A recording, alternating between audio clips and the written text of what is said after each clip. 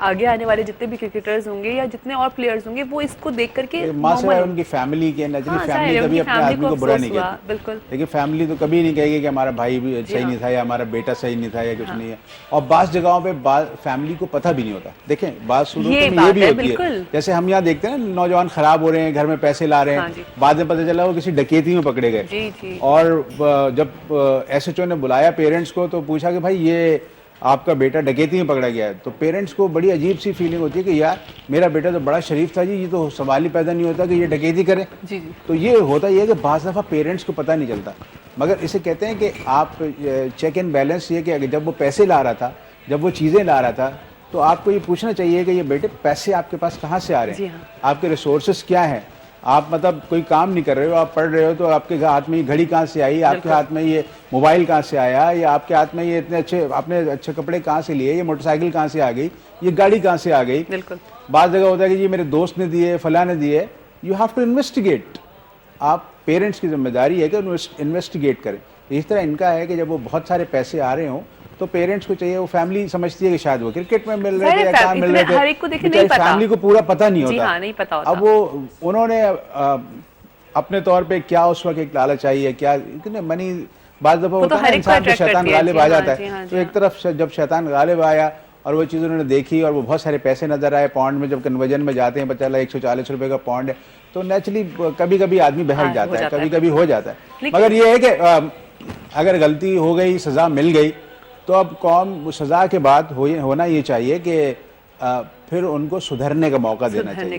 یہ نہیں ہونا چاہیے کہ پھر اس کو زندگی بھر کے لیے آپ اس کو ملیمیٹ کر دیں, مگر پھر اس کو کہیں کہ اگر وہ توبہ کر, جیسے توبہ کے دروازے کھلے ہوتے ہیں نا اللہ کے گھر پہ, مطلب جب تک آپ کی سانس چل رہی ہے, جب تک آپ نزا کے عالم میں نہیں آئے, تو اللہ تعالیٰ آپ کو معاف کرتا ہے. جب آپ توبہ کر لیں, جب آپ اس کے آگے جھک جائیں, تو وہ آپ کو معاف کرتا ہے.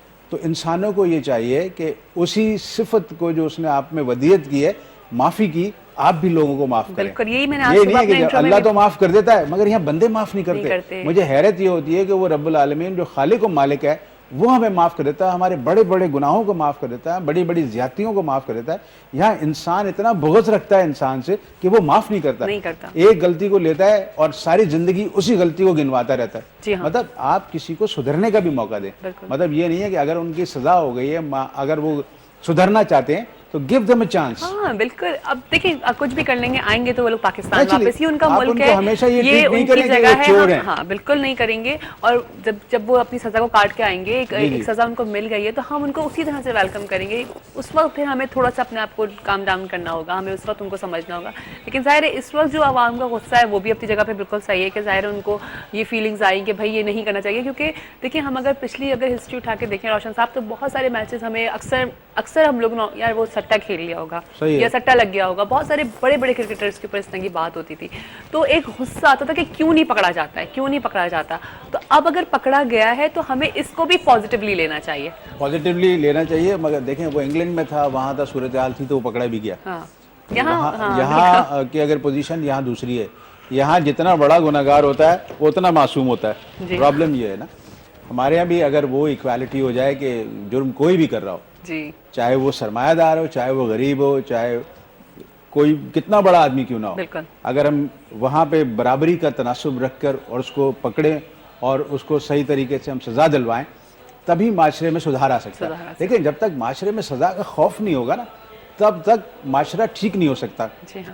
آپ کو یہ پتا ہے کہ میں کوئی جرم کروں اور میں مطلب پتہ جی آپ پتہ کوئی میسیج ہے فلاں صاحب کی اور یا آپ بیٹی ہیں فلاں صاحب کی, تو آپ نے کہا جی ٹھیک ہے میں نے کیا ہے, تو ایک فون آ گیا جی یہ شی از مائی ڈاٹر اور شی از مائی وائف, تو انہوں نے کہا جی چھوڑ جی فلاں کی بیوی ہے یا فلاں کی بیٹی ہے. مگر وہی ایک بہت غریب عورت سے جرم ہو جائے تو اس کو آپ سارے دفعیں لگا کے اس کو آپ جیل کرا دیں, اور آپ کی کوشش یہ ہوتی ہے کہ اس کے بعد میڈیا بھی دکھا دے اور ساری چیزیں دکھا دیں. یہاں بڑے بڑے کیسز ایسے ہوتے ہیں کہ جو میڈیا کو گھسنے نہیں دیتے یہاں پر.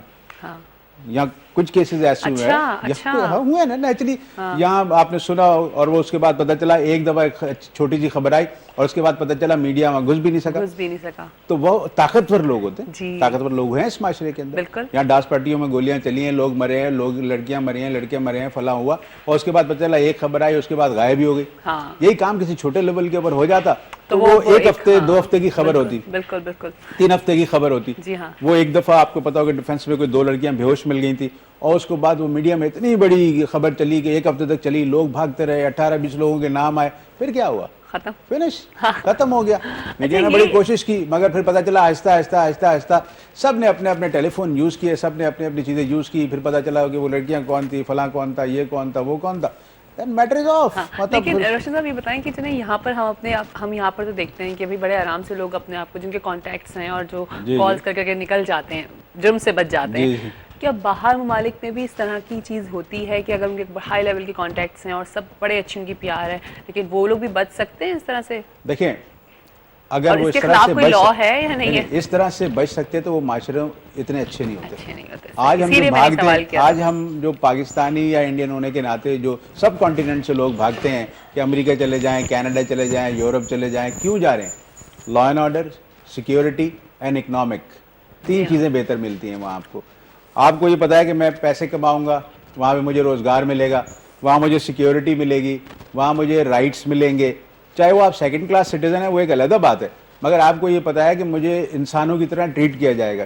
تھوڑے دنوں میں آپ کو نیشنلٹی وہاں مل جاتی ہے, اس کے بعد آپ کو پاسپورٹ مل جاتا ہے, آپ کو رائٹس ملنا شروع ہو جاتے ہیں, بچوں کے پیسے ملنا شروع ہو جاتے ہیں, ایجوکیشن فری ہو جاتی ہے, میڈیکل فری ہو جاتی ہے. یہ ساری چیزیں جب ملنا شروع ہو جاتی ہیں تو پھر آدمی معاشرے میں دیکھتا ہے کہ میں کہوں ٹریفک رولز دیکھ لیں, ٹریفک میں کوئی آپ کو پتا چلا کہ آپ بالکل لا کے مطابق چلا رہے ہیں, کوئی پولیس والا نہیں, چلان ہو گیا تو گھر پہ پہنچ گیا, آپ جمع کرا دیں گے چلان. تو آپ کس لیے بھاگ رہے ہیں یہاں سے؟ اس لیے بھاگتے ہیں کہ آپ کو لا اینڈ آرڈر, سیکیورٹی اور اکنامک, یہ 3 بڑے بیسک پرابلم ہیں جن کی وجہ سے آپ بھاگنا پڑ رہا ہے آپ کو, یا جا رہے ہیں آپ. جو لوگ افورڈ کر سکتے ہیں وہ زیادہ سے زیادہ جا رہے ہیں. جیسے کراچی میں اگر حالات خراب ہوتے ہیں, کچھ ہوتے ہیں, پتہ چلا کینیڈا میں پراپرٹی شوٹ کرتی ہے, انگلینڈ میں پراپرٹی شوٹ کرتی ہے, امریکہ میں پراپرٹی شوٹ کرتی ہے, ملیشیا میں پراپرٹی شوٹ کرتی ہے, مطلب ہم بنگلہ دیش میں پراپرٹی شوٹ کرتی ہے, ہمارا سارا بزنس جا رہا ہے. کل میں ایک مذاکرہ سن رہا تھا اور مجھے بڑی حیرت ہوئی وہ جواب سن کے, اور ان کا جی انویسٹمنٹ تو لوگ کرتے ہیں نا, لوگ پیسے لگا رہے ہیں, جس طرح آپ کہتے ہیں کہ جی لوگ پیسے لا کے جاپان میں لگا رہے تھے یا چائنا میں لگا رہے ہیں, انویسٹر آتے ہیں پیسے لگاتے ہیں تو پیسے کماتے ہیں. اگر پاکستان سے جا رہے ہیں تو وہ بھی تو انویسٹر ہیں, وہ پیسے لگا رہے ہیں. اچھا, پاکستان سے بھائی اس وجہ سے نہیں جا رہا ہے. بالکل, آپ کو جواب دیتے ہوئے اتنا تو سوچنا چاہیے کہ پاکستان کا انویسٹر جو پیسے باہر بھیج رہا ہے وہ ان سیکیورٹی کی وجہ سے بھیج رہا ہے کہ سیکیور نہیں ہے. پاکستان میں تو لوگوں کو خود پیسے لگانے ہیں, وہ اتنا بڑا ویکیوم ہے یہاں پر, اتنی بڑی مارکیٹ ہے کہ آپ لاکھوں کروڑ اربوں روپے کما سکتے ہیں. آج جتنا ٹیکسٹائل شفٹ کر کے بنگلہ دیش میں گیا ہے, کیا آپ کے یہاں نہیں ہے؟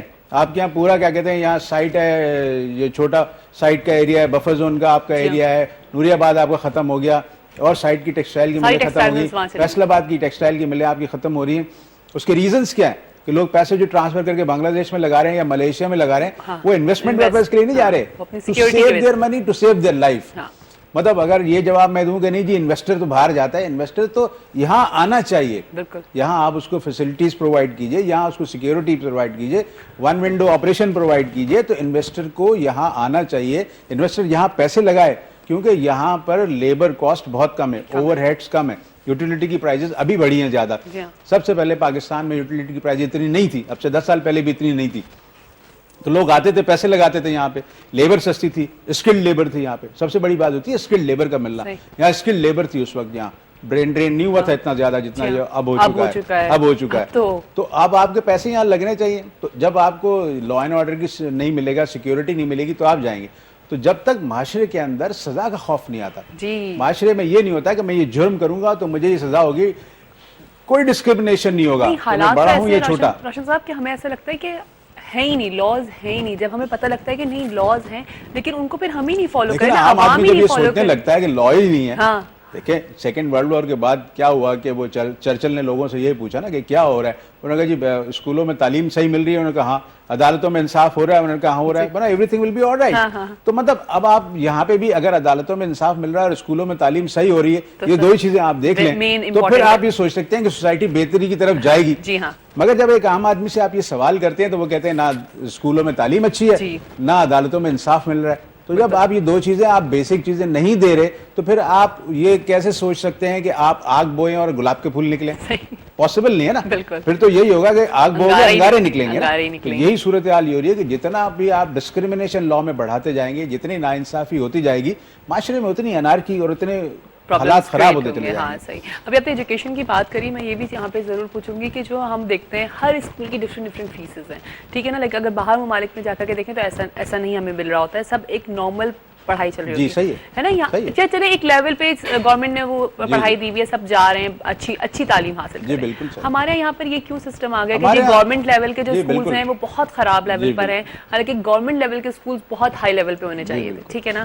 اور پرائیویٹ اسکولز جو ہیں ان کی فیسیں جو ہیں وہ 8,000 10,000 15,000.